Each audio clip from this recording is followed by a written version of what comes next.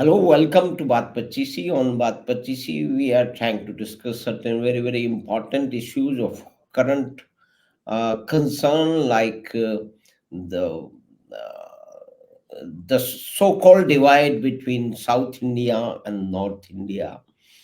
And certain people are pushing that kind of agenda for their own political, for making their own political capital, and as well as what is there in the store for Bharatiya Janata Party in Tamil Nadu and its their state leadership under K. Annamalai, and what may be happening in the politics from America. To discuss all these things, we have with us, we are privileged to have with us uh, a friend and a student of Jawaharlal Nehru University, Delhi, who also worked with Reserve Bank of India and now is also worked with the Federal Reserve Bank in USA. And to discuss all these things, we welcome Mr. Ramkumar. Mr. Ram Ramkumar, welcome to Baat Pachishi once again. We are pleasure to have you, sir. Thank you, Madhav Singh ji. It's an honor. I mean, there is a momentous event in India is happening, especially as compared to the Ayodhya Ram Mandir temple being inaugurated and the people going there, and backdrop of this effect on political and societal relationship in India, as well as on this so-called South and North divide in India. Some political people are pushing, as well as the what is happening with the effect of BJP and Annamalai these days. So, over to you, Mr. Ram Kumar. Welcome, sir. Thank you. Okay. The BJP in Tamil Nadu, Mhm, um, you mentioned earlier mhm. offline that in polls in North India give BJP 0 out of 40 seats in Tamil Nadu in the Yeah. 24 election. That is true in the sense that BJP is incapable of winning a single seat on its own. If it stands alone, it has hardly, maybe 5%. They say we are grown, it's 10%. Still 10, even 15% doesn't win you a seat. You need at Mhm, least 30%. So on its own, they cannot win a seat now, right now. mhm, It has to be only in alliance with one of the, so far, one of the two major parties, which is the DMK or ADMK. mhm, Um, and even in the legislative assembly, they are not, it won't be 0 out of 221 or something. It won't be 0. On their own, they might win. In a good election, they might win 3 or 4. That is the best they can do. mhm, That is the position on a standalone basis. But Having said that, Annamalai, for the past 3 or 4 years since he has taken over, has taken this as the fundamental change he wants to introduce, that he wants to grow the BJP's own base mhm, uh, outside of any network, any other alliances with the other parties. That doesn't that doesn't mean he is not willing ever to have an alliance, but he has been saying in every election that we should stand on our own legs to see what is, whether we have 5%, we can claim 10. Let's see what, only then we will know how weak we are, or how have we grown stronger and by how much. So he contested one election. The last election, the MLA MPC election, was in alliance with the ADMK and some other parties. And even in that, they didn't do too well. They got 4 seats in the assembly, and no, I don't know if they got 1 seat in the Lok Sabha. But again, those were purely because of their of the alliance. Now the ADMK alliance is gone, so they are on their own. But what they're doing, there is one thing is definitely true, which you can see in the media, not just YouTube, your own channels, in the general media and the newspapers and on TV, the reportage of Annamalai, what he said today, where he is, and how bad he is. they are is in the news every single day on every single issue. Until Annamalai is coming on the scene, they didn't even bother to report what the BJP chief said because it was considered non-entity. It is what it was. Now, electorally, BJP might still be a non-entity for the next election, but they are no longer. They cannot be ignored. So they are the DMK can totally control fascist control of the media. They and most of their TV media. I'm talking about the regular TV channels, not the YouTube, are in Mhm. their control. So they either black out Annamalai, but even that they are not able to do. They are constantly following Annamalai wherever you go. Yeah, tell me. Yeah, so I mean, that is your assessment. There is a perceptible change from the past when now whatever the BJP chief, this Annamalai says on every issue on daily basis, it is being reported in media extensively, and that way, whatever he says, I mean, he has said something, very, very strong words for that Dravidian politics, and particularly about Ramaswamy periyar. Those things are, I mean, were not possible maybe in the past. They were never attempted. Yes, What is your absolutely. take on that? Absolutely true. Uh, as they are fond of saying, they keep on saying in Tamil, this is EVR soil, Periyar Mann. That means this is Periyar soil. The whole soil is Periyar. So nothing else can grow here. That's what they used Mhm. to say. Now, it is not only Annamalai who has been taking on Periyar. Mhm. The Periyar comes under the he was the one who founded the Dravidian politics as opposed to Tamilian politics. Ji. So it was supposed to be for entire South. Later on, there were no takers in any of the other states. Mhm. Still, they kept calling it Dravidian stuff, Dravidian model, even though if you go outside Tamil Nadu, nobody gives a damn. Kerala or Mhm. Karnataka, they will say Kerala model, Karnataka, not Dravidian. But Mhm. it has, since because it has paid them electoral dividend and it is deeply rooted in the minds of people for whatever reason, though they are not let go of the outer packaging Dravidian.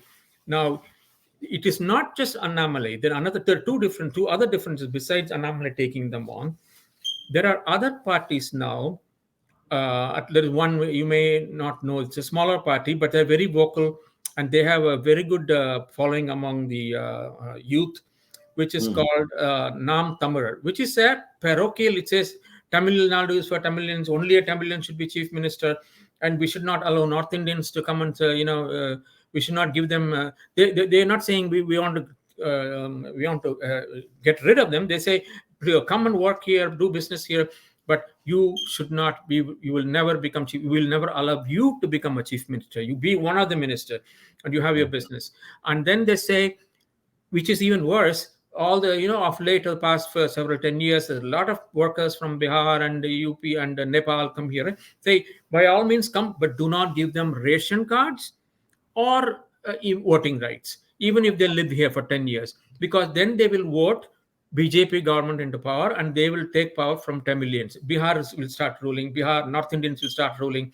So that has become is a fairly loud voice now, and this group is virulently anti-Dravidian against both the DMK and the ADMK. They say these bastards have, these criminals have exploited us for the last 50 years under the garb of keeping out the BJP and Aryan, so-called Aryan influence. But what they have done is just rob the people blind, taken everything, the temples, the land, everything they've taken. So it is equally or it's more important, urgent to get rid of the Dravidian bullshit, including this Periyar system, where Dravidian has no meaning.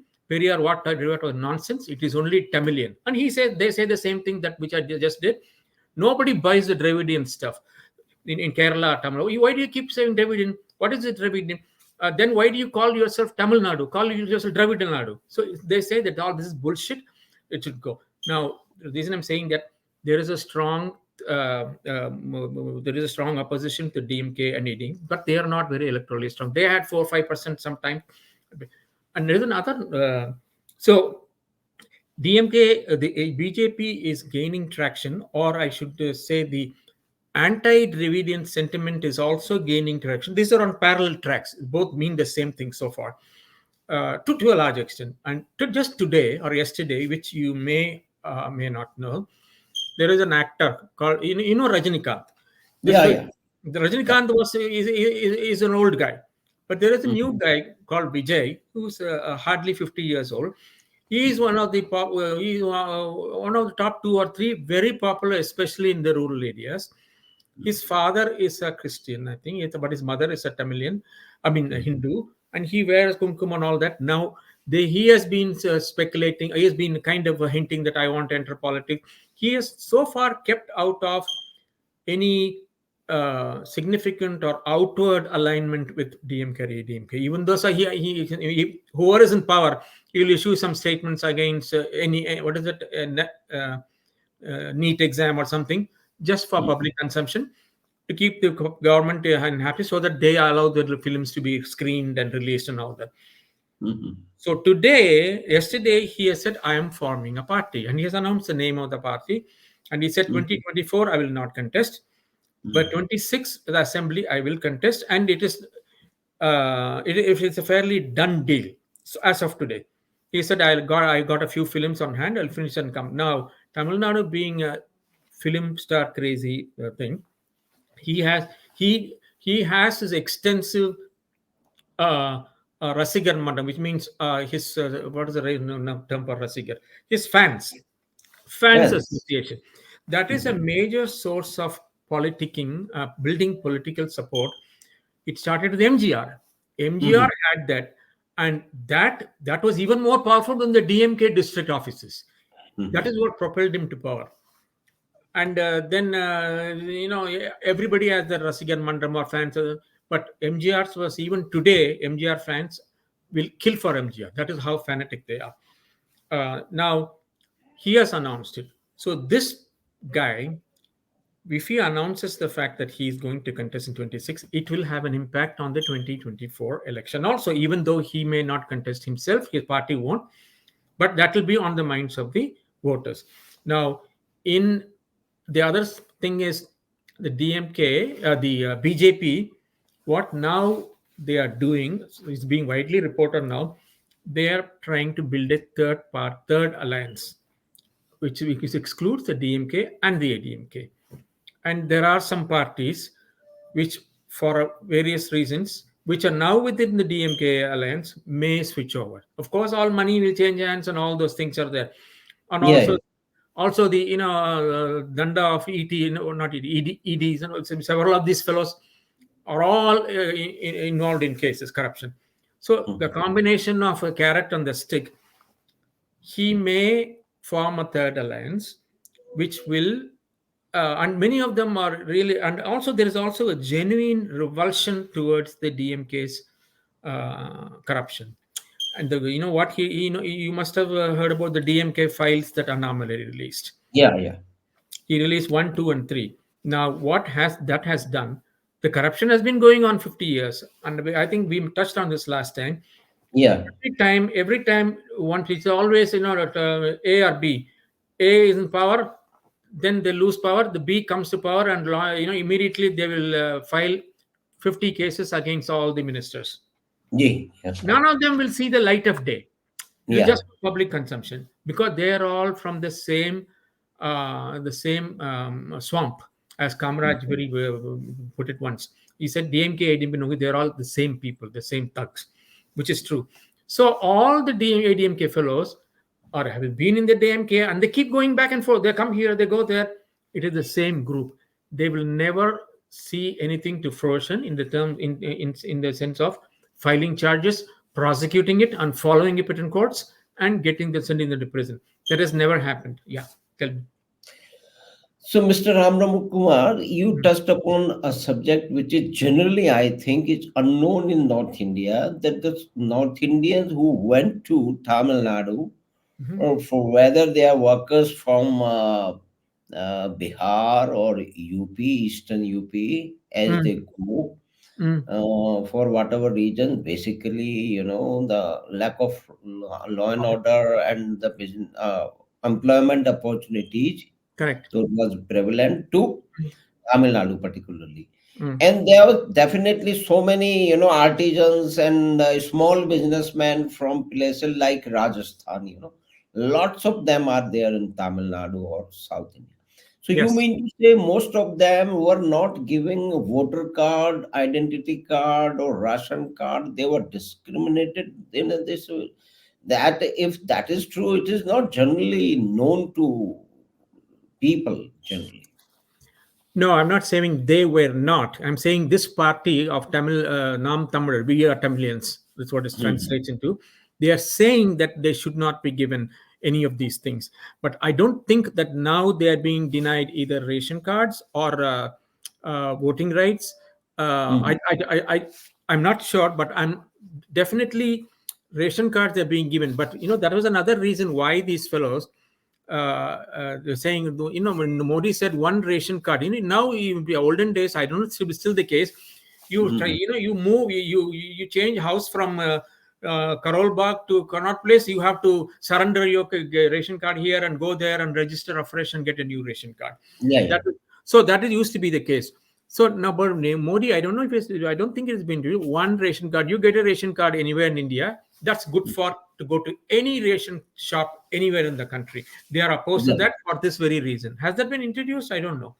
Not yet, but what we hear is that it is. I mean, the process is on, On and its way. maybe, Yeah, yeah. with other all these should be possible. For the same reason, they don't want this national anything, whether it is Mm. other or neat exam or anything. Nothing should be national. Everything should be under the control of the state government, so that they can make money and also play this Aryan Dravidian card. So this is one of them. Now, so to answer your question, I don't think it is the case now, and I think voters ID is also probably possible. No, Mm. that's what I think. It doesn't happen, but he is demanding that, and there is a support for that. Many other people, even not in his party, are saying yes, that they should not. If we allow this, and all the support comes from this common feeling. Unfortunately, that if we allow this, BJP will come to power, or BJP will take over the state. This anti-national, the anti-Brahmin thing. I think we mentioned this. The Yeah. anti-Brahmin thing became, that is what the whole genesis in the early 1900s with Periyar was anti-Brahmin. There are too many Brahmins, and most of the initial movement, which is called Justice Party, the major players who formed this Justice Party were all very rich lawyers, doctors, all from forward castes, like, but not Brahmin, just below the Brahmins. Okay, Mhm. so those were the people who said we have to. Brahmins are cornering everything. They are all the ICS officers or all the judges. So we should stop that. Then it transformed over time into an anti-Brahmin. It was sorry, it was a high caste rich people movement. It was by no means a social justice anything, even though they claimed that. And the way it has progressed is that now they keep on saying the same thing. It's anti-Brahminism. It is still there. There's no Brahmins, as we have discussed. Brahmins are not, except in business or IS or like State Bank, Reserve Bank. That's the only thing open to them. But still, they keep on talking about Brahmin, this Brahmin nonsense and all that. There are no Brahmins to speak of in power of anything in any area. So the Brahmin thing is the only thing that is keeping them going. But they still call it social justice. Yeah.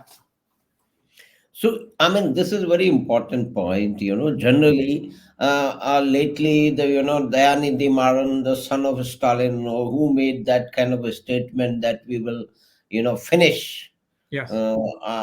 Sanatan Dharma and all that, Brahmanism and blah, blah. So, in the fact is that which is also not known generally, I think, that is your assessment or the description of the reality, that there are no Brahmin left in policy making or higher administration. That you mean to say that? Let me stress it once more. It is not just my opinion or anything like that. You It's a got, fact. yeah, no. I'm just telling you because you're saying for a larger audience. This is Mhm. statistically, you can go and Google anything, go and it's all there. How many? I think we might have mentioned. Let's start with the number of MPs, elected MPs. Since 1971, 67, when the DMK first got elected, my father died that year. Until then, there were a smattering of MPs, MLAs, ministers, everything was the Brahmins also. Because Kamaraj was not specifically anti-Brahmin, though he had the underlying anti-Brahmin, sentiment was there throughout Tamil politics. Congress was not like that, and Kamaraj definitely wasn't like that. But since 67, another guy died within a year. He wasn't that bad. He used to come home in Delhi, because he was in the Rajya Sabha much before that. He was a very good friend of my father. So he was not, and he was also an educated man, not this kind of, and none of his family, nobody entered politics, and they all. So when another died, the DMK party became completely in the stranglehold of Karunanidhi, who is one of the worst elements in Indian politics. And he unfortunately lived till 93 or 94. No, and this was what it was. Then it became a totally anti-Brahmin. Since 71, if you take 67, 52, 60 years, how many Lok Sabha seats? There must have been 500 Lok Sabha seats which underwent elections. I doubt if there are more than 2 or 3 Brahmins who have been elected, and that too a long time ago. And one of them is R. Venkatraman, because he was he kissed up to MGR and all that. So maybe one or two. I can't remember any other name. Out of, let's say, 500 or 600 MPs who have been selected. Now, MLAs, same thing. 5,000 MLAs have been elected in various constituencies. Maybe 5 of them would have been Brahmin. And you extend this to the Public Service Commission, I would say it is probably 0. So every year, if Tamil Nadu gets, let's say, 20 IAS officers and 20 IPS officers through UPSC. Until very recently, it used to be 10 of them used to be Brahmin in the IPS and 10 of them in the IAS. So because they were selected nationally. And I'll just take my example.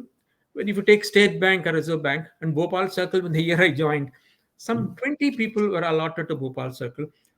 I think 1 or 2 were not Brahmins. All the other, at least 3 or 4 maximum, all the others are Brahmins.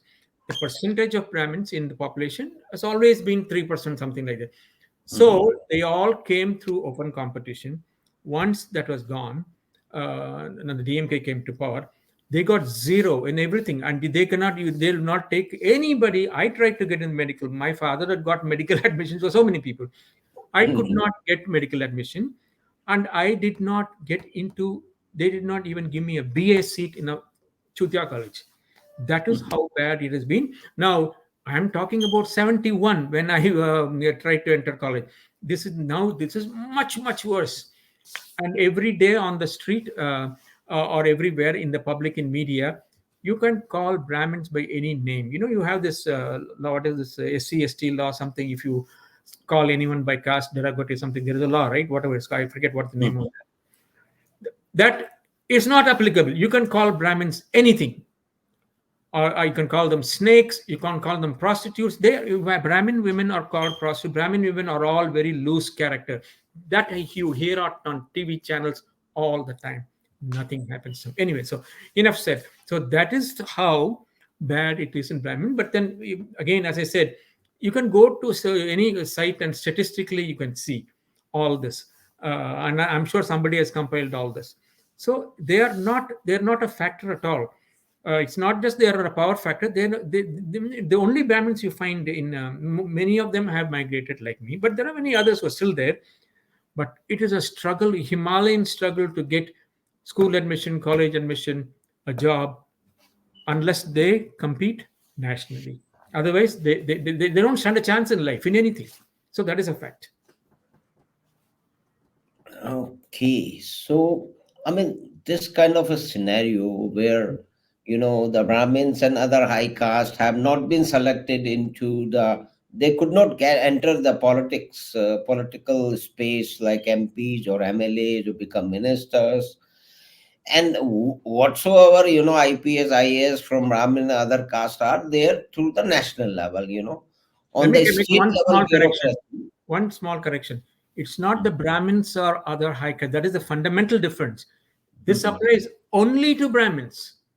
Okay. Periyar made it all of us against Brahmins, not the lower Okay. caste or the upper. No, that is a very fundamental difference, which is different from Yeah, North yeah, India, I think. I'm Anyway, getting it. go ahead. Mhm. So, in this situation, Yeah. now how do we do you perceive uh, the effect of Ram Mandir being constructed and all the huge celebration, its effect on this north-south divide, and as well as the politics of Tamil Nadu, or maybe in particular, in general, of the southern state like Kerala and Karnataka, or something like Firstly, Tamil Nadu is unique. You cannot generalize because, as I that. told Okay. you. So let's leave out the other state. Okay. Tamil Nadu. First thing, one brief thing I want to mention is Annamalai. One of the reasons he is now BJP historically over the past 50 years, RSS has been active, but that we don't even hear about it. But it had, let's say, 30% of the for 30-40% of the leading BJP names in before Annamalai used to be Brahmin. Okay.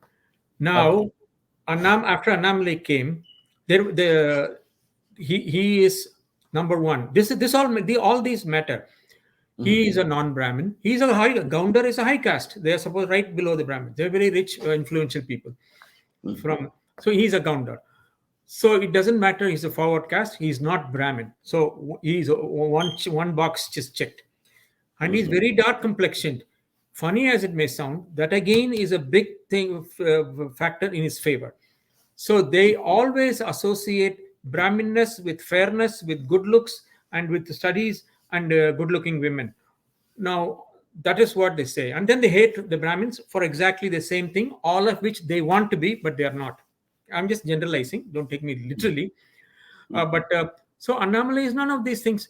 And the another important thing, just this is one aside, is Annamalai is again, this is one of the reasons for his, he has consciously kept the number of prominent voices in the BJP.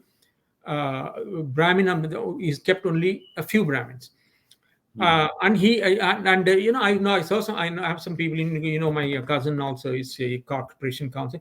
He is doing it consciously, not because he is anti-Brahmin, but because he says if you don't, if you have the same thing, one anomaly is surrounded by four Brahmins and one non-Brahmin, again they will brand this as a North Indian Aryan Brahmin. All mean the same thing to the party. Mhm. So now he has surrounded himself. If you see his press conferences, there are many people who have come from the DMK who have spent decades in the DMK, have been MPs, MLAs, and thugs also Mhm. from the DMK and ADMK. He has them by the side. Now they cannot throw this at them. And having these people, they know the ways, the horrible ways of the DMK and ADMK. At least they don't do it yet, at least I know, but they know what the DMK and ADMK will do, especially DMK. And they know that we can also do it in return if you step over the line. That is one thing. And of course, then now you are Delhi backing you. So that is and the Delhi at the ED. So all Mhm. these things play a part in Annamalai being successful. Plus the DMK tapes. Everybody knows how filthy, how thousands of crores that these people have, but nobody compiled it in such a logical fashion. He took his time, presented a with all the statistics. He had all the reports. He's given a whole trunk, several, boxes of documents with property, where it is, and whose binami it is, and when it was acquired, blah blah blah. So this is the first time he has made it public, taken it to the public through the YouTube channels, and he has given it to the governor, and they know that lot of and everything, every copy, because he's in the IPS, he's able to do all this, get documents, do this. Everything is being followed up at the ED and in Delhi. So if they have 100 documents which they can screw on all these fellows, they release only three or four, 1 or 2 or 3 ministers have been arrested, they've been convicted, which has never happened because of the nexus between ADMK and ADMK. They did not. They always, you take care of me, I'll take care of you. None of them went to prison. That nexus has been broken. So all this nonsense, all this criminality, proof of it is available with the center in, and the Annamalai, because of his competence and because of his non-connection, he's not a non-political, he's not with the DMK, ADMK, his family is not politics, he has no connection. All these DMK, ADMK fellows, they're all connected. Yesterday I was with you, today I'm with you, day after tomorrow I'll come back. So they'll never squeal on each other. This fellow is not like that. He has nothing to hide, and he can take it, and they're not, he doesn't have to be worried about how they will react. And whatever the worst they can do, Delhi is there. So that is all. These are the strengths of Annamalai. Now, if you translate into votes in 2024, he is trying to form a third alliance. There are many disgruntled elements from within the so-called Dravidian fold. Some of them, on principle, they're saying, "Yeah, we are Dravidians, we are the DMK." But this, I might have mentioned this to you. There is a JNU classmate, not my class, but same time he studied, from my hometown, whose Mhm. father and my father go back. He has been worked for my father during election time and all. He was an ordinary fellow then, his father. And this fellow is now minister, his son. And he tells me so many stories. He is a DMK, he's still with the DMK. He was an MP, he was a minister, he was an MLA, and all those things. He used to come on national television also as a DMK spokesman in Delhi. He is educated in JNU and Delhi Law School, TU. Very smart guy. And he goes to the temple. He's extreme Shiv Bhakt. My hometown is Ardhanarishwara, half Shiva and half Yeah. Parvati. Mhm. And he sends stuff, flowers from his garden, everything, every day. So, but he is with the DMK for purely survival. Many of the DMK fellows, or I would say good many of them, they may be corrupt, including my friend might have made some money. I'm not going into that. He was charged with something, but anyway, but regardless, even people like him, he was with Jayalalitha also at one time. They are Okay. sick. They are, yes, he was with Jayalalitha. Then he went to DMK. Mhm. Now he's still at DMK. He's because he was convicted on something, some case. He's still disqualified from contesting. That's the only reason. And he says, and his wife also is from JNU, Tamilian. She says, Mhm.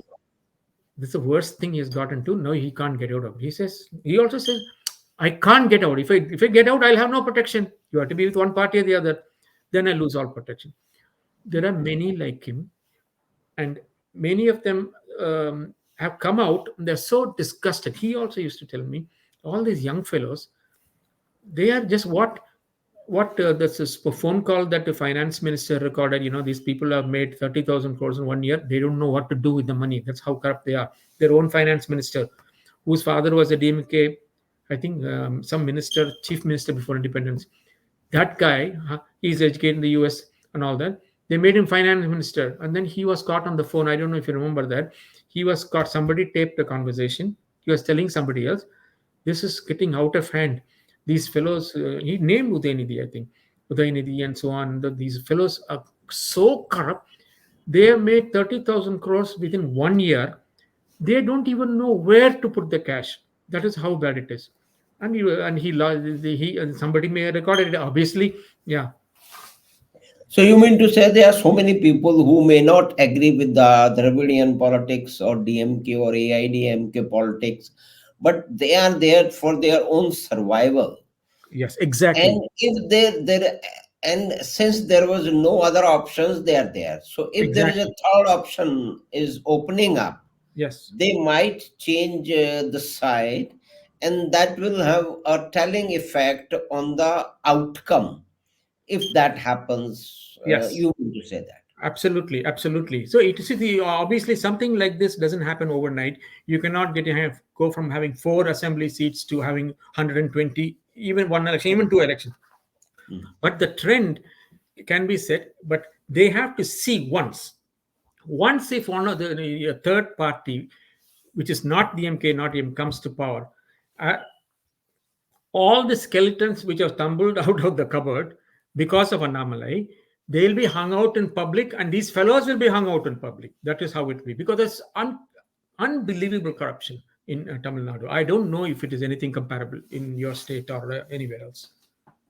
Yes, certainly. I mean, I was there in the training with Hindustan Motors Mhm. in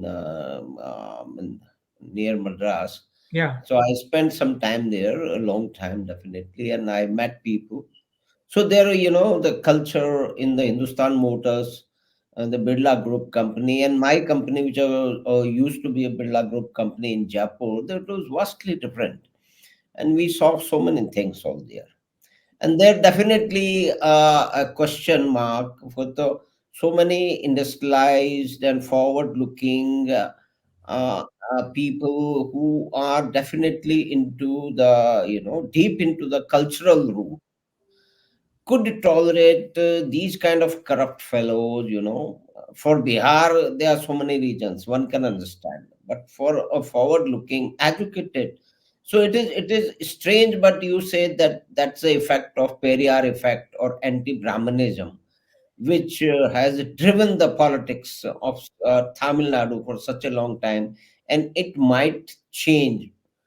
But one more thing, about the assessment, whatever in the mass media assessment is, they have, I don't think they went totally wrong about the Chhattisgarh, So what was happening all these years, they were oblivious to that. They didn't have any clue. So the same thing might apply, it is a general, assumption in Tamil Nadu as well. And then you are saying that there are so many things and forces under play. And so, what will be the effect of Ram Mandir being constructed? And it's socially and politically in Tamil Nadu, particularly, and in general in South India. Okay, just give me 1 minute before I go to Ram Mandir. In general, I don't know the Chhattisgarh. I know I just see what I read in the newspaper, but in Tamil Nadu, the reason I keep saying that it is because of this, A or B, B or A thing. That is why it is still corrupt. Hmm. These two, who came from the same pool of corrupt fellows, they Yeah. are always there. You file a case, even now, when Annamalai can file a case, he can do all this. But Hmm. still, the public prosecutor and the attorney, the state attorney, everything is a Dravidian party fellow. And many of the judges were appointed by them. So it is very difficult to actually put them behind bars. As you can see, the Ponmudi case, he's still trying, he's evading being put behind bars in spite of everything. But the minute that, let's say, Annamalai or even this Vijay fellow, I don't know how he will succeed or not, somebody other than these two parties actually sit in the secretariat, and they can call this secretary or this DGP and call for the files and say, go and arrest this fellow. That is the only time that things actually will change. Once that momentum is there, if they see, if this is just arrest a couple of ministers until this is all they have done, here are the files, this is what they've squandered, this is all they've stolen. And not only that, there are murders and all that associated all these people.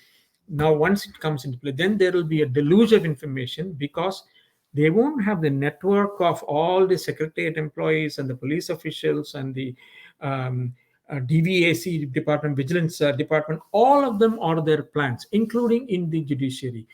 Once this is broken, then everybody will have the guts to say, we don't have to be afraid of this fellow, that fellow, because they're the same, they'll come into power. Let us speak the truth. Like this one judge, I'm sure you know about this guy. Yeah. So that one judge is an exception. Now, I am sure, as a human being, in general, anywhere there are 10 corrupt people, there's a group, there will be at least three or four saying this is not good, this is going too far. There will be some, it's just a law of the averages. So many other people will come out. So just having one government which is not DMK or DMK will do wonders. Now, Ram Mandir, I don't think it will have any appreciable impact in Tamil Nadu. um, Again, because even like many people I know from my personal experience, so many of my friends, not just Brahmins, many other people, they're all thrilled, not just at the Ram Mandir as such, but as the fact that Modi has been able to do this on behalf of Hinduism after 5 centuries. They are thrilled about it. Now, many of them will not admit it in public, because it is not just disapproval or anything. uh, the DMK government tried to say, no, no, actually said, issued oral orders through the police that nobody should hold any function celebrating on January 22, including in private institutions, in private colleges and temples, which doesn't come under the jurisdiction HRC. Then, of course, there's a huge backlash. They withdrew it. That is the fear there. And because they keep arresting people, this is pure fascism. You remember how the Shiv Sena government was doing to those fellow. Yeah, yeah. That is the kind of, we'll arrest you, we'll beat you up. What the fuck are you going to do about it? That is the attitude. It is very difficult for some reason. Modi is still sitting quiet. I don't know. He must have a plan. We have to only trust him. There's no other way. But that is the fear. This climate of fear, which has been there for 50, 60 years, because they're both the same people, it's now is reached this, what is the word, apogee. That is the highest Yeah, point. yeah. Is this the highest point because these people are behaving like there is no tomorrow. Karnataka will plan for tomorrow. There is a climb, then there is a plateau, and then there is a downfall, you can say. Yeah. So they are behaving as if there's no tomorrow, and the people keep saying there will be no tomorrow because that's how they're doing it. Mm. So now that is the Ram temple by itself. Just if I'm not, it's nothing like the North. There will not. It will not pay any dividends, electoral dividends. It is what Annamalai is doing on the ground against corruption, which will pay dividends, not the Ram Mandir. In fact, many of the people who are willing to support Annamalai as third-party alliance, and many of the people who are former DMK, who are still on the outside, they are still saying Ram Mandir is a Hindutva thing. It is just a North Indian thing. We have nothing to do with it. We are Shiva devotee. I think I said something which I don't mean to offend you, but I put something on Facebook. On a couple of pages, you might have seen one on Srinivas and Giridhan. I think you're a friend of his. I've seen your name, Giri, on his page. Also, Yeah, yeah, yeah. on Prakash Nanda's page, that's some stupid woman who claims she's formerly Deputy Director General of Doordarshan. And so on the day, on January 22, people are saying, oh, great, wonderful, Ram Mandir. Yeah, that's what everybody said. She says, people in the South do not worship Ram. That is the most ignorant comment I've heard in my life. And I wrote a big response, and several people, I think you also responded to, liked it, and Ramesh Tamri or Timri, what's the name? Yeah.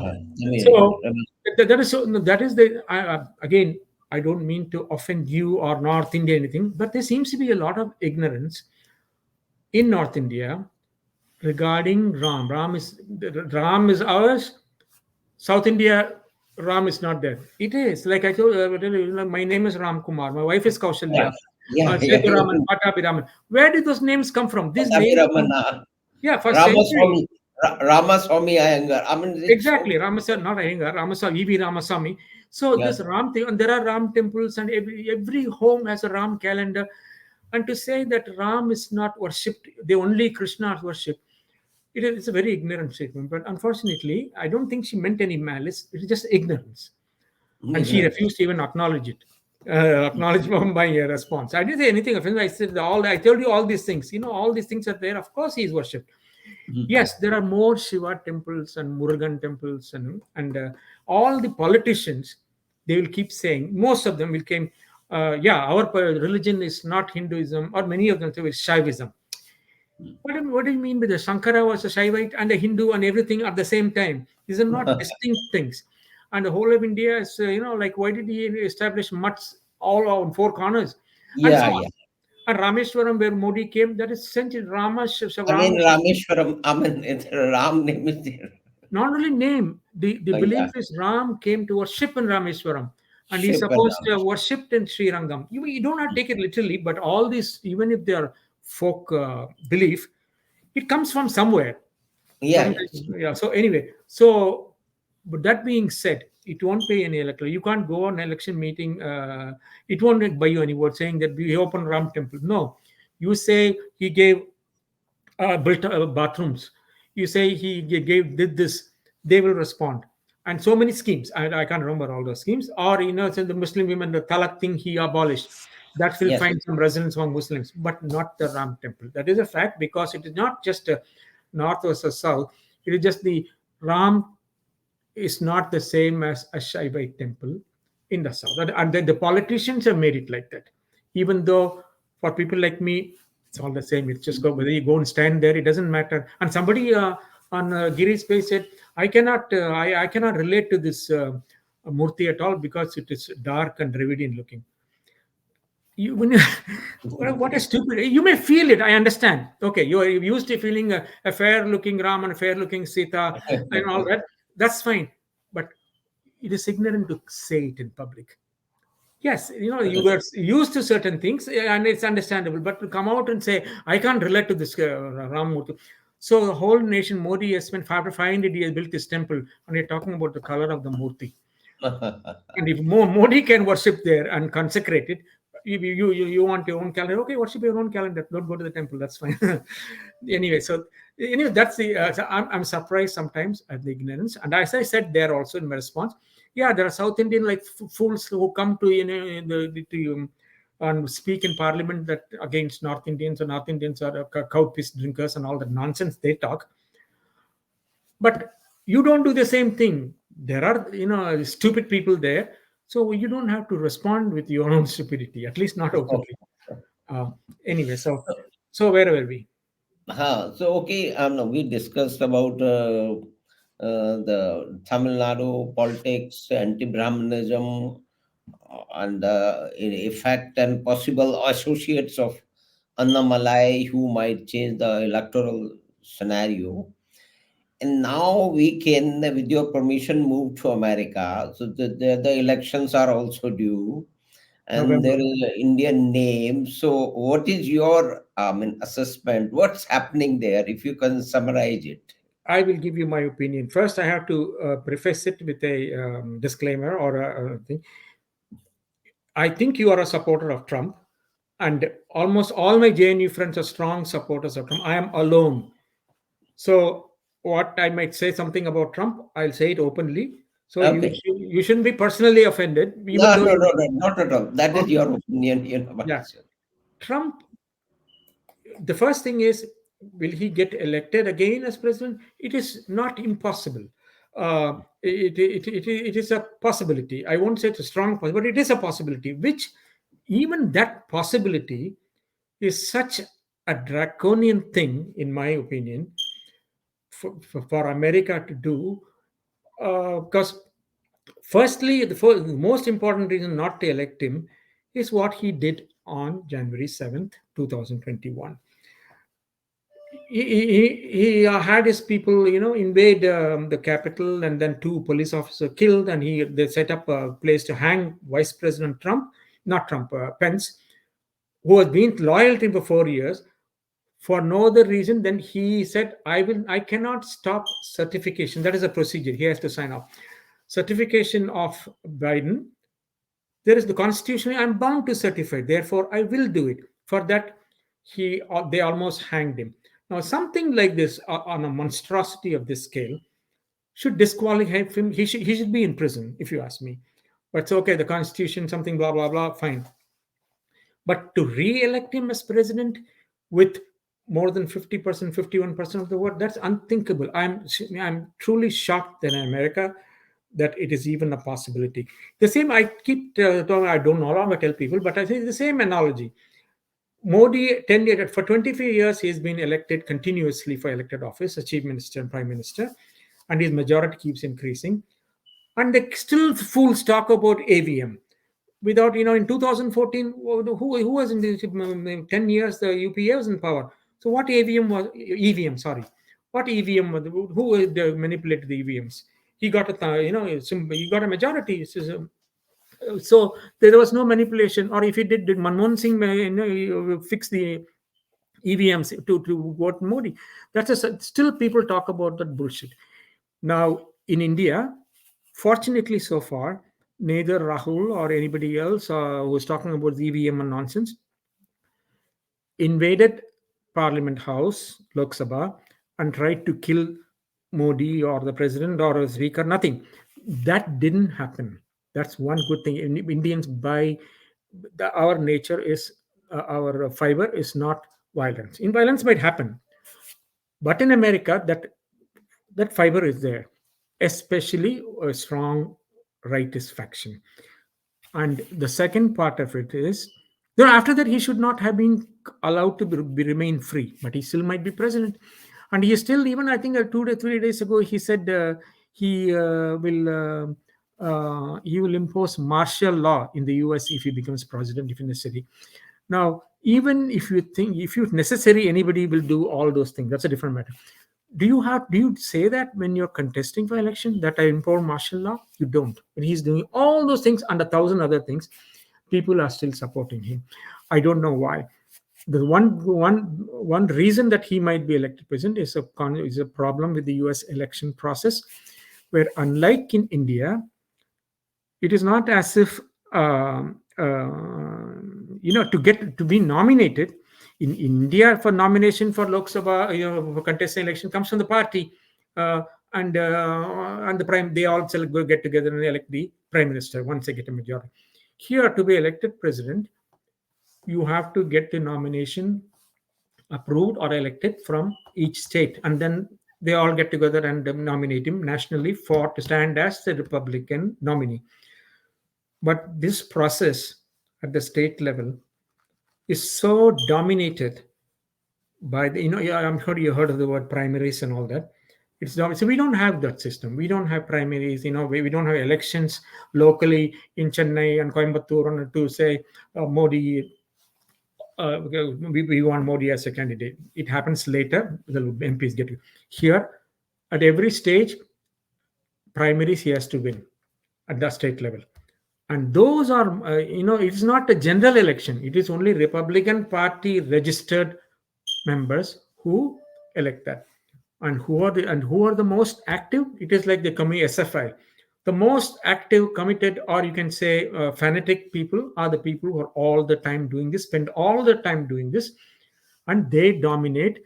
Most of them are Christian fundamentalists, because they want all Christian policy. They want to make America Christian if possible.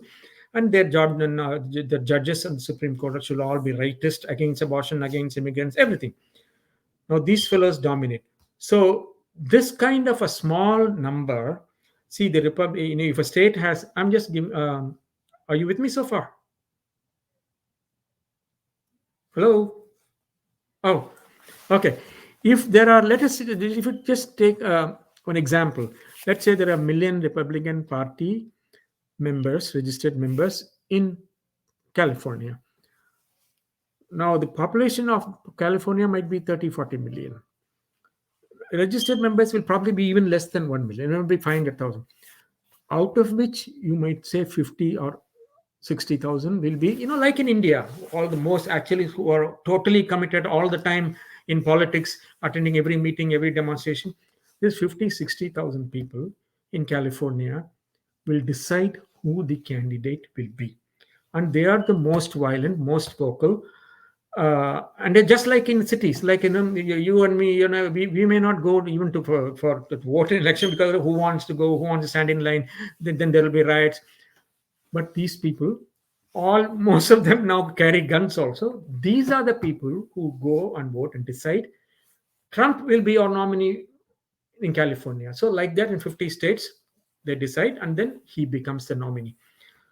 So a small minority of people, the nominee. Now, if there is an election tomorrow, if the system will change, it's one day everybody votes directly for the president, rather than through this process. And then there's another process. Then they vote for, you make Trump your nominee, Biden will become nominee, similar way. And then everybody votes. Again, the states get together. It's a complicated thing. Even, you know what, I'll tell you one aside.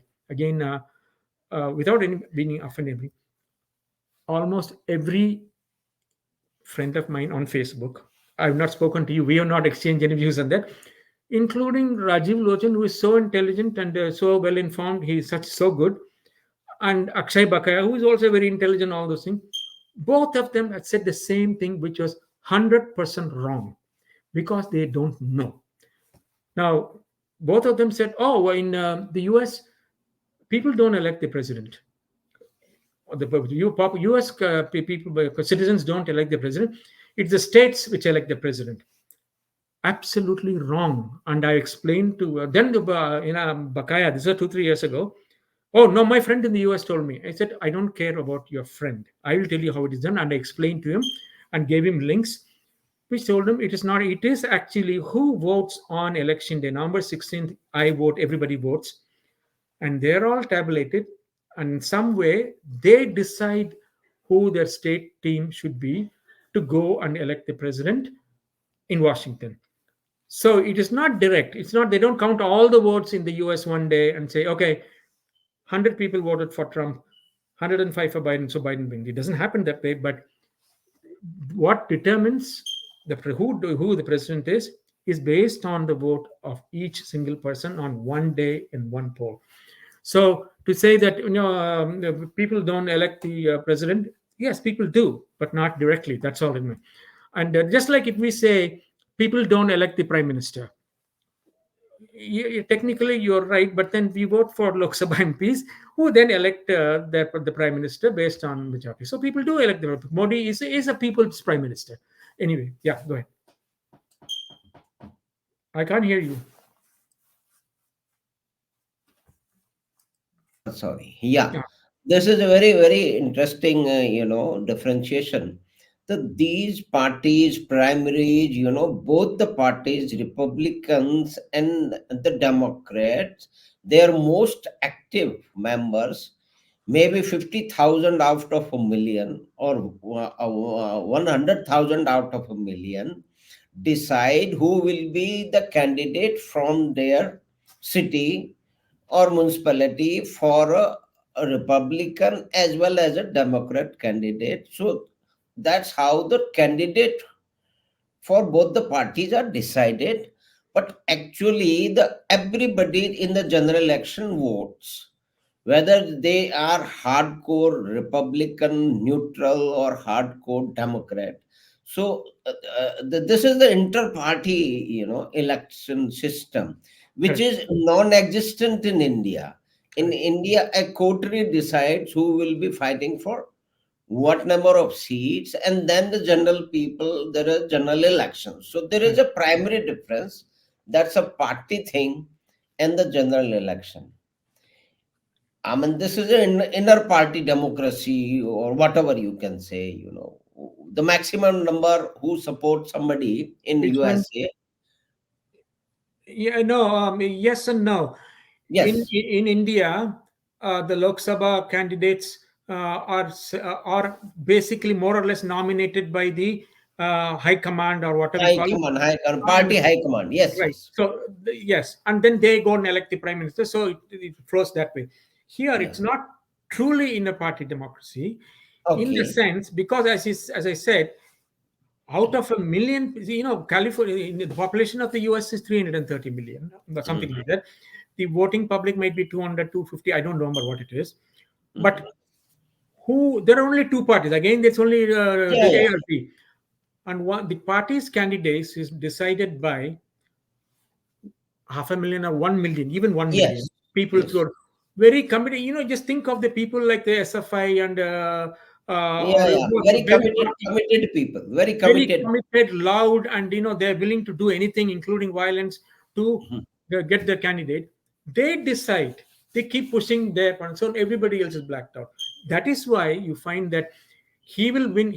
Most likely he will win the nomination in a landslide. He might get 70 or 80% of the votes nationally, as opposed to 20 or 30% for Nikki Haley. It's quite possible. But in the general election, why does it go down to, even last time it was like that? He got 49, 48, and Biden got 52 or 51, but it's still close enough. That is how close it was. So what happened? Why is huge difference? Because a small number of people are Trump. Here, everybody gets to vote. That is why you have this people who don't have widespread support.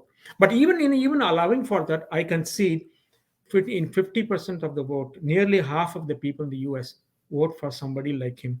Is tragic, but it can be explained by the fact that 50% of the people, 200, 100 million people, don't like Trump. Like India, many of my JNU friends also, Oh, I don't like Biden. I don't like support of black people or immigrants. Yes, I understand that. So I can't stand Trump, but I'll still vote for him. That is one part. But um, but in my book, and there are some like that, including many prominent Republicans who resigned, left the party. Anybody but Trump, ABT. Anybody but Trump. It doesn't matter if it's Biden. You want my mother Singh from Jaipur? Yes, but not Trump. Ramkumar? Yes, not Trump. Because that's how bad it is. And they don't realize. See, I gave you this example how smart people like Lochan or Rajiv Lochan or Akshay Bakaya, how can they not know this? It is one not know. In spite, it is not as if it is a totally new subject. It's a different matter. How is the president elected in Cambodia? Nobody knows. So I don't. Yeah, But the yeah, U.S. We all keep talking about the U.S. and election. So they should know, or they should know enough to check. They actually, Rajiv is recent, 2 weeks ago or something. He said something. No, PV. He said in his line, he's not offensive. Bakaya will say something rude, but uh, Rajiv doesn't. He says no, but he said most people in India, uh, he was responding to me, don't realize that American citizens do not elect the president. The American states do. Then I said, I'm sorry. Don't take this with them. I'm sorry. I don't mean to be offensive, but this is completely mistaken. This is a superficial view. Here is how he's elected. And then he didn't say, yeah, okay, I take it back. He liked it. He realized that he was wrong. Now, the same kind of, because you are not there, if suppose if I try to tell you Jaipur, it's not like that really. The Gehlot support is much stronger than you realize, Madhav Singh ji. That will be silly of me, because I should concede the fact that I may know something, I may know a lot, but you are more than likely to know a lot more than I do. If I want to contest what you are saying as an outsider to Jaipur, I should do my homework and say, if you say something, and I hear here Madhav Singh ji, but I'm sorry, this is what this says, or is this wrong? That is understandable. So no, you don't understand Madhav Singh ji. Is not the case.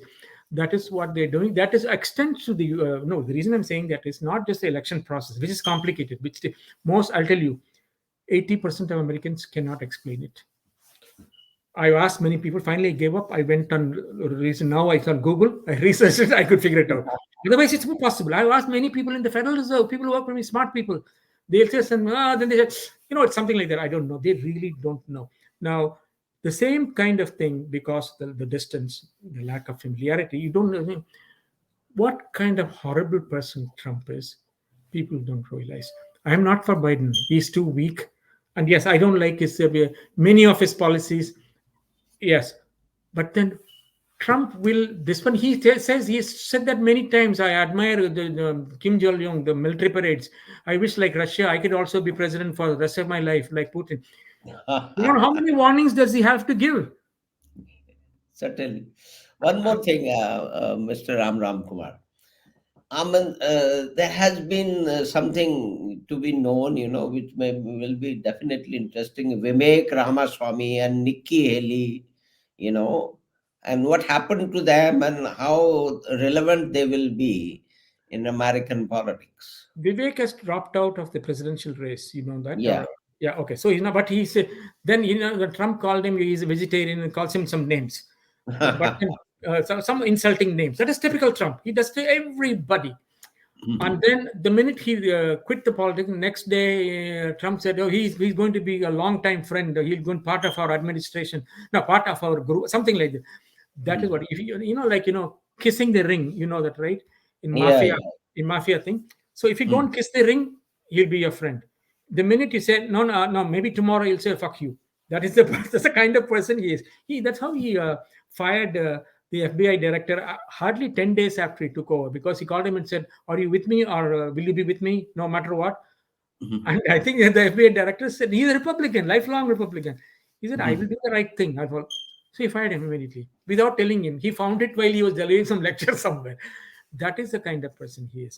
Now, so would you ever want a president like that? Even Modi, if he started doing things like that, many of us would say this is wrong. Because Certainly. Like Indira Gandhi, that is, like, even though I like her, what she did in the emergency was horrible. So for the same reason, but how can you love Trump? Because he says, "Aapke bar Modi Sarkar," something like that. What he said. Yeah. Okay, he might be India's friend, but he will drop India the minute Modi says, "No, Mr. Trump ji, I think you should respect the election result." He'll say, "You, Chutia Indian, what do you know?" He is like that. He basically, that is his fiber, and he doesn't know anything. He doesn't. Okay, I mean, since you have been there in USA for a long time, how people perceive India or Indians after Modi, there a perceptible change or more visibility and acceptance of and knowledge or information about India, or there is no difference? What is your take on that? I'll tell you. Firstly, I'm not working now, so my interaction with professional people is quite limited. Mhm. Americans, professional Americans. I mean, when I was the Federal Reserve, I used to see them, talk to them, but so that is limited. But having said that, in general, if you know people here don't care about Modi or India, they don't care. They are Yeah. ignorant in that sense. Americans are ignorant. They think that the whole world is only them. That is given. But I've traveled. I travel quite a bit. Internationally. Everywhere we go, sometimes somebody's sitting on a boat or on an aircraft. They talk about India. They always have positive things. Yes, they don't want to be rude, that's one thing, but you can sense that they have some respect because of the fact that Indians are everywhere now. You find India's software professionals everywhere, and one great thing I found in the past 2 3 years, going to places like Switzerland and Rome, there are Indians everywhere, even in small, in the Alps. I see Indians, young Indian couples. Not I'm retired, so I might have saved all my life to make one trip. But these are young Indians, 30 and 32, with a kid, with a small 4-year-old kid. They have the money and the time to travel to all these places, which in our time when in college, if your dad went to US once, you'll brag, my dad got this from America. That's just how it was. Now Yeah. everybody says you don't travel everywhere without money. That means you're doing well. And people, when they see so many in Switzerland, I was more than one person say, yeah, there are in Basel, there's so many Indians, in Zurich, there are so many Indians. So the success is, you see it on the street. The media might say, like American, some government body say, the religious freedom is in danger. That's bullshit. You can ignore it. Who cares? You say it, right? Right, right, right. That is very, very interesting. Now, Mr. Ramkumar, since you have worked with the Reserve Bank of India Mm, and Federal Reserve Bank, mm, hands-on, you have a hands-on experience. mm. So, how can you describe and compare both? Please, sir, this is also very interesting and not many people know about it. Okay, again, I left the Federal Reserve a long time ago. So, but having said that, in the beginning also, I came straight out of Reserve Bank and started working at the Federal Reserve. In fact, at one point, I was working for two central banks in the world at the same time. My guy who hired me said, "Don't tell anybody that you are still not resigned from that, but don't tell anybody, you lose your job." But anyway, I subsequently quit, of course. Now, Federal Reserve, that I found in my case, is the people there are much, much, much, much more professional. That is true for any employment, any corporation, especially the major ones. In the Federal Reserve, the people who I hired, in the Federal Reserve Bank also, the direct recruits are all very intelligent people. They came from, but then the atmosphere was not professional, and the training was not professional, because I'll take my area of expertise, if I can call it that, was bank supervision, going examining banks, supervising banks, or regulating banks. So we went Yeah. for some in a periodic examination once in 1 year, 2 years, depending, and we knew exactly what we were to do. We understood numbers, we understood balance sheet and they tested you within the first 2 weeks. They will put you through a training process, but if you're not up to it, at the end of 15 days, I've seen people who said, I don't think this job is for you. They will know, and they will act on it, that you cannot handle numbers in the way. with the professionalism and the knowledge, expertise that they expect when you go. And actually, you were talking to people, the bank president and all that. So you cannot do it. So thank you. Good luck. That's okay. So they train you well. They expect you to know exactly what you're doing, and you are respected for that by the banks also. But in the Reserve Bank, at least I did no, I stayed only for 4 years, so I didn't get high up. Here also, I was an entry per level, or just maybe 1 2 levels above until um, I could, the professionalism was totally absent. You just didn't know what you were doing, and but it's because we were all had the talent, or at least in theory, that's why we are selected. They didn't train us properly.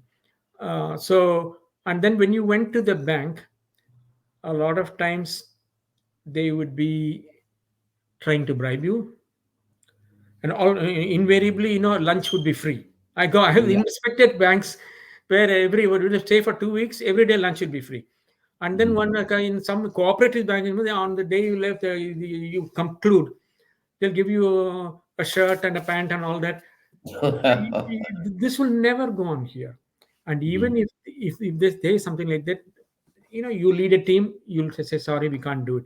And if they insist, then we'll call the president of the Federal Reserve or say, hey, he seems to be really, and we might offend him by not taking it. Do we have your permission? Only then we'll even accept invitation on the last day.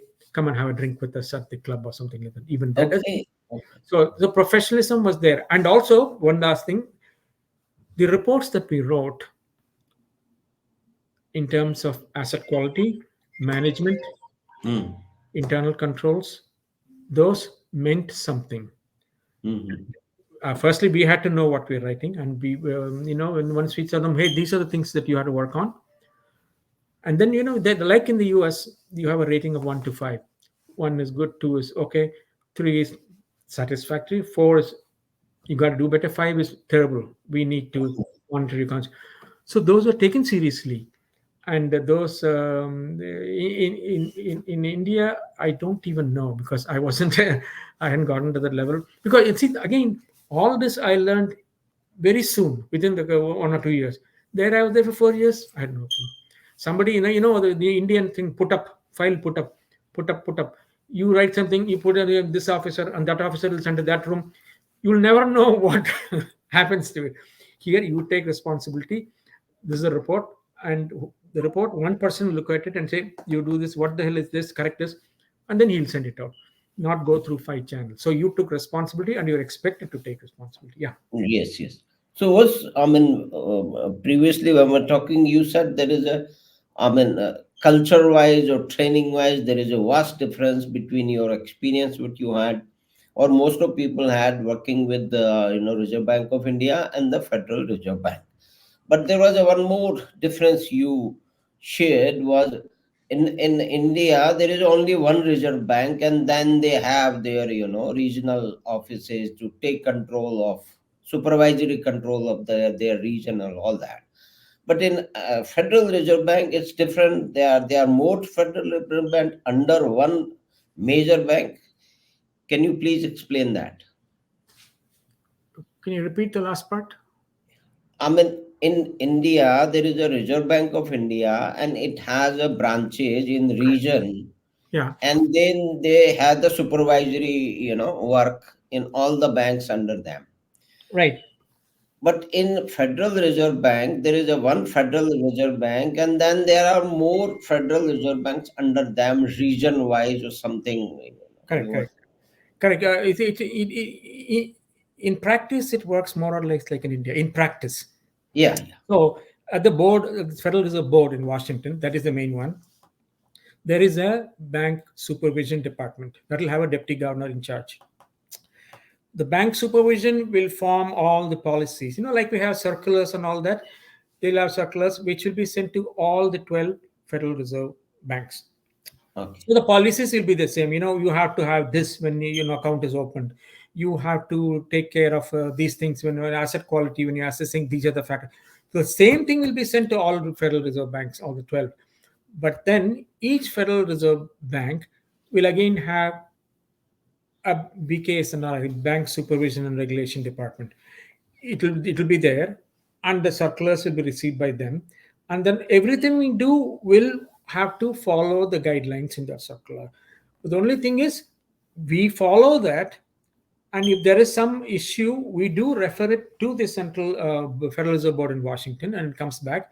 Then once the board in Washington decides on something, some change, the same thing will be sent to all 12 Federal Reserve Banks. So the only difference is the I would say the administration and the day-to-day operations will be run by each Federal Reserve Bank in this jurisdiction. Say, for instance, the fifth district I had 5 states, including Washington D.C. area, even though board was there, and Maryland, Virginia, and all that. So all the banks in our 5 districts would be under our supervision. We would examine inspection, they call examination here. We would examine them, we would issue the reports, all of which go to the central office also, central office in Washington, but then only for informational purposes.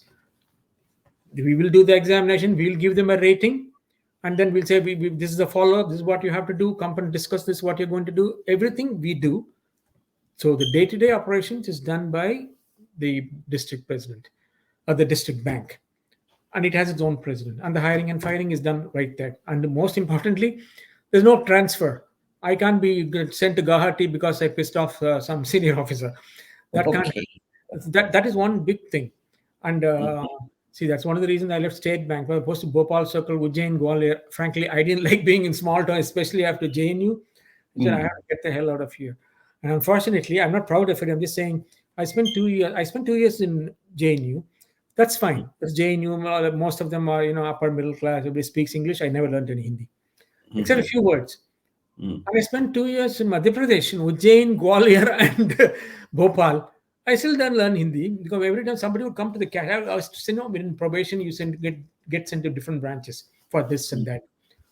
When Ujjain, I remember first I joined in Ujjain, somebody would come to the counter, and Ujjain is a small town in those days, especially. Some villager will come here, tell me something in Hindi. I'll say, 1 minute, and I'll go inside, hide, and see if he has disappeared. And somebody else will come and help me. Only then I'll come out. So now I should have learned Hindi, but I don't know why I didn't. I'm not proud of it. But anyways, I don't know why I got into that. That's it. That's the Federal Reserve. Thank you very much. It has been always pleasure talking to you, Mr. Ram Ramkumar, and looking forward to talk to you about the interesting topic, something, what's going on during the upcoming elections in USA, or something which is coming up in Tamil Nadu and Indian politics. So it has been a pleasure talking to you, and looking forward to talk to you again, Mr. Ramkumar. Thank you very much. It's great. Thank you so much. I do enjoy talking to you about all the things that I have done or whatever I know about it. One thing, just one small thing before you go. Yes, please When I go was ahead. hired at the Federal Reserve back in '86, just to tell you the difference between how things are approached or layered. When I first came, I came with my family. I had 2 kids, small kids even then, and I had not quit. I was on leave, suppose study leave in India. People go to Middle East, work for 10 years and come back after study leave. They do that in India in government departments. I don't know if it still happens. So in Federal Reserve Bank, I got admission in some university in Hawaii. And they said I want 2 years leave. And then I went to Bombay, this person, that person. Then I got it sanctioned. I came here. Then I didn't know even I could go to the Federal. I didn't know anything. Even application, I didn't have a typewriter. I didn't know how to write it. Here you have to write. Everything is different. So I worked as a clerk in a bank. I even worked at McDonald's for a couple of months because I had to make some. And then both my wife and I, and then in a bank as a clerk. And then one day a girl from the Federal Reserve, they were examining our bank that I was working as a clerk in. And she was a really nice girl, young girl. And she was just talking to me, where are you from and all that. And then somehow I told the Federal Reserve Bank of India, oh, you said, no, but you should really come and work for the Federal Reserve then. I said, but I don't know how to even apply. What did they do? And he said, no, okay. she took down my name and details through the bank, some interbank system they have. She sent me, I'll send you something, look at it, and then you decide whether you're interested. It was the manual, exam manual, something, a big book binder. And everything looked the same, what are the things you look at: asset quality, liabilities, deposits, Yeah, and yeah, yeah. everything you know about it. Mm. Then I thought, why should I can apply? I mean, I got nothing to lose. Then I applied. I'll let you go in 2 minutes. It's just that, Yeah, yeah, no, please, please, please. okay, It is to tell very you interesting. how things are, it's a completely different world. Uh, Certainly. actually, I'm talking about 86. Mm. So then I wrote a letter to them. Mm. Uh, and I got a response from the personnel department Mm. saying, from again the local Federal Reserve Bank of Richmond. That's where it was. Their HRD. Oh, we are not. I contacted I forwarded resume to so and so, is in charge of bank supervision here, Mm. and they do not want to pursue your application at this time. That means no, not interested. Mm. Then I had the, I don't know, somehow I really didn't understand. So I wrote a follow up letter. Look, I have spent 2 years with State Bank of India as a management trainee and 4 years with the Central Bank of India, Mm. doing exactly the same thing that your department is doing. I'm kind of surprised that I haven't even been called for an interview. There's no application, nothing. It's just all done informally. Mm. I wrote that letter. Then within 2 3 days, I get a call. Oh, so and so, he's the in the department. He's in charge of hiring. He's some kind of senior guy. I think he's also a VP. He wants to talk to you. And then I went and talked to him. He was actually, see, in life everything matters. You shall be in the right place at the right time, and you don't even know that that's working for you. He was a Lebanese origin. He wasn't an American citizen. Extraordinarily nice guy. Mm. And he said, Ram, tell me, what did you do when you went for inspection? What are the things you looked at? Then same, I don't know if you've seen an inspection report. You say, generally, you say this is the bank and assets, liability, you have 5 or 6 sections. Internal controls, and then we come to a conclusion. And if there any deficiency, point it out and meet with management and go over. He says, then he stopped me midway. He says, you convinced me you know what you're talking about. And let's go and get some coffee. So we went and get some coffee.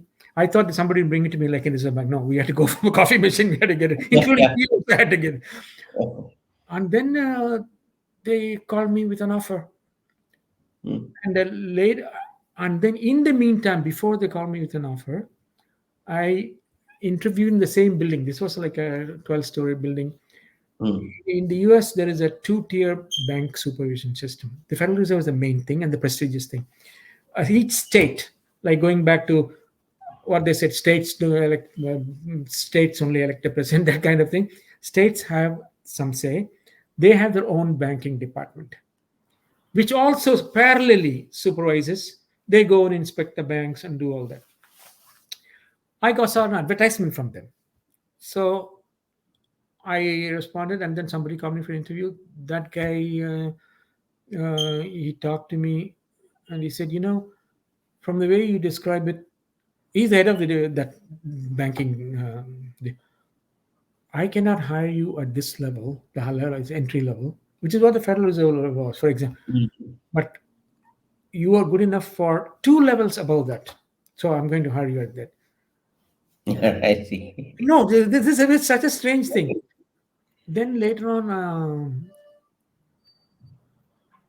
I and he put me, like this, and then I get a letter, somebody saying, "Hey, you please collect your travel advance, something." He has put me as a hired. They didn't Mm. even tell me that I was hired, but then I got letter saying that $250 check for your next inspection, travel to something. I, I called him and said, "What is this?" Oh, oh, they must have forgotten to send you an appointment letter. I said, okay. Then I said, let me come and talk to this person. I want to talk to the person who hired me. I talked to some other people also, the Federal Reserve, through friends. And I understood from all of them that firstly, this guy is a super nice guy. So who you work for also is important, right? Definitely, Especially in an definitely. informal system like the US. In India, Yeah. it's all the same. And the Federal Reserve is a very prestigious name. Even though this fellow had me 2 levels higher, everybody said, if I were you, I would go with Federal Reserve because you get much more respect and it will good look on your resume. And so I'll tell you, the Federal Reserve offered me something like $19,000 in '86 beginning, Mhm. which is good. In those days, it is decent, not great. This fellow had put me at $28,000, 2 levels higher. It's very difficult to say no. When I was working as a clerk making $1,000 a month. But I went back and then I told him, I'm not sure I want to. I'm kind of concerned. I appreciate your offer, a very nice, good feeling, but I feel I have some concerns. What is it? Tell me that if I'm new to this system, I might have worked in the Federal Reserve Bank of India, but it's completely different. So I don't want to get hired or not know what I'm doing and make a fool of myself. That's something I really am. I was concerned about that. And he said, okay, I will give you my personal assurance that you will not get hurt in any way by accepting my offer rather than the Federal Reserve. See, they also, it's a prestige thing. They were 2 floors above. They both worked with each other. Okay. I said, oh, that's very generous of you. Let me think. Then I wrote a letter. I still feel that I should first learn the system. So that, and then I asked the guy, the Lebanese guy, I said, why did he? Then he said, for him to say he's such an arrogant guy, for him to say something like this to you, who you're a nobody as far as he's concerned, and you are, that means it is a prestige thing. It is an insult to him that we have hired you away from him. So he wants to show that you can't do this to me. Then this guy was so nice. He said, but I'm glad you told me this. You did the right decision by choosing us. I would do the same thing. And since we are offering only 19 and he's offering 28, let me go and talk to the president and see if we can do something. Then he fixed me, he made it 24 or 25. No, that's quite a certain 25% over what everybody else was being hired at. And I haven't regretted it one single moment. Sure, Something sure. some things may say seem attractive, but of course, I didn't know that I made a wise decision that time. But looking back, but anyways, Mhm. that's how the system works. It's a lot of it. They look at you, they talk to you, and they can also fire you the same way. Like I told you, after 2 weeks in training, Yeah, you yeah, can certainly. so that's when India and Reserve Bank you get hired, well, they'll keep transferring you. That's all they can do, even if you don't do any work. Anyway, That's a so basic. That's a basic thing. In India, everything is highly bureaucratic and totally formal. And there in America or in certain Western countries, I have experienced it. It is totally informal and need based. Definitely, yeah, here and is a here is a hierarchy based thing. So everything has a hierarchy in India. exactly. And you know this person, but I won't mention the name here. Well, this fool from JNU, he was in the railway service. You can guess who I'm talking about. He made some. He. I had invited him. This is a personal thing I wouldn't want to say, but uh, he came to. I invited him to come to Luzon. I was there for a month. So, I said that this house is there. If somebody can, he likes foreign travel, can stay free. They don't charge extra for one more person. Let me tell some of my friends or let my and he came. I offered it myself. I don't Mhm. grudge that at all because he didn't ask for it. And then something he kind of misbehaved so badly. Won't go into the details. Then he came back, and then every other day he keeps. He's not forgot. He cannot get over it. He posts something derogatory about me. He doesn't mention names most of the time, but something stupid. That fellow also comes to Rajiv Lochan's page. I'm talking about the hierarchy and thing. Makes the stupidest of all comments, saying that Ramkumar never went to JNU. I have about 2,000, not 200 friends, let's say. And he also did not even clear the preliminary exam of the UPSC. Now, let us say I didn't go to JNU. Let us say I didn't clear the preliminary exam. in UPSC. So what? How does it Yeah, do? So you are better than me? And what are you I mean? You're not. You didn't become prime minister. You became an IRTS officer. You wanted IAS, and then you. I know he was only at the grade. What is it called? Promotion grade. Selection grade and some promotion grade, yeah, yeah. like a Promotion. deputy secretary something. That's it by promotion grade, and then you have to be selected. He got, but none of that matters. I call you as a friend. If you know it's some misunderstanding it, you should leave it at that. You come and say he's so full of that. That's typical of a lot of Indian people. I think not in lot. I should say many, especially the IAS, IPS types. He's not even that. Yeah, He's the IRTS. That they think they are superior human beings just because they held power over other human beings for a few years. That yeah, yeah. makes them. I don't know. You must have experienced it. I'm sure. We all. Yeah, yeah. IAS. My I brother have. was an IAS. I'm still saying it. This generally, there are exceptions, but those are only the exception. They all think that they are. And this fellow, to come on, someone else will suppose comes to your page and say, don't Ramkumar is a fraud. He didn't go to JNU and he didn't clear the prelim exam. He tells you how he being in the IIT, he thinks that he was prime minister of India for 18 years, like a Pandit Nehru or something. That kind of attitude. Anyway, uh, that's an aside. I don't know why he got into it. So that is there. In here, it is not there. That I can tell you. There is no such thing as the IAS or the IPS. Yes, I'm sure the police official here they might do some stuff, but everybody doesn't kiss up to them. Nobody. I don't even know who is there. And just imagine in India, it simply even the corporation councillor behaves like he's a big shot. Certainly. That is our tragedy. That's India's tragedy. That is the true colonial hangover, not. Yeah, yeah, yeah. That is. And that, somebody has said, even some British newspaper has written Mm, that in 2014, in 2014, mm. Britishers finally left India. That is an Oh, yeah. assessment. Yes, yes. That is one thing I really admire about the Modi Sarkar. That Hmm. thing is, but it's still, he can't do it overnight. But then, if for a big part, in so many different ways, you may not agree with each one of them, but he is trying to make it. I think, I don't know, in one of the pay you or you said that finally, whether it is Ram Mandir or the, what is the new parliament building, we are Hmm. finally, what you're saying, we are finally decolonizing ourselves in very visible and giving a message, but that has not gone to the IAS. You still find, I'm sorry, I keep going on. I'll let you go. You still find every other day, including today, IAS officer to marry again. Some junior IAS officer, if she marries again or gets a divorce, why is that news? And interviews with everybody in our days, there was no interview of IAS people, fortunately. You got into the IAS, it's a creditable thing.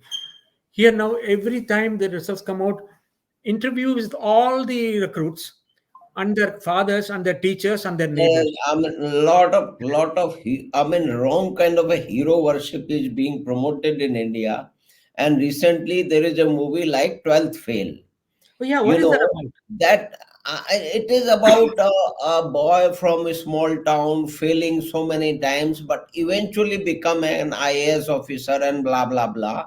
That is a glorification of that IAS and administrative class of India, where that kind of a fight or struggle is happening everywhere. Whether you are a teacher, whether you are a small, entrepreneur, or you are a professional, or you are somebody in starting level politics, you have to struggle, you have to overcome difficulties. No, but if you They are don't just become a collector, huh. you're not important. That is all. That's Yeah, what it is. that is the colonial hangover, or That you is the can true say colonial hangover. hierarchy, thing. So, Mr. Ram Ramkumar, we have talked about a variety of subjects from Tamil Nadu politics, Ram Mandir, Annamalai, Dravidian politics, American elections, Trump, Vivek Ramaswamy, and Indian hangover with the Colonial. status quo and the hierarchy things. So it has been a pleasure talking to you. It always is, and looking forward to talk to you again. Thank you very much, and welcome to Namaste, our Madhav session. Thank Singhi. you. Namaste. Thank you. Namaste. Namaste. Thank you very much. Thank you.